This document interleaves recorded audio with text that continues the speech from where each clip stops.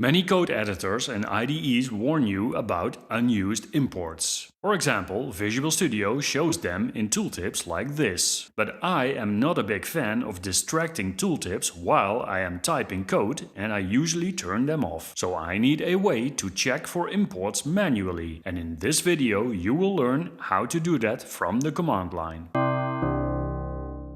Look at this code. There is an employee module and a main script. As you see, the main script imports and uses both the built-in module datetime and custom class employee. Now I comment out line 4 and 5. Visual Studio shows the warnings. As you can see, it used Pylance for this. Pylance provides Python language support and is part of the Python package that can be installed in Visual Studio. But as an alternative, you can also check for unused imports from the command line, and for this I will use Flake8. I first pip install Flake8 on my machine.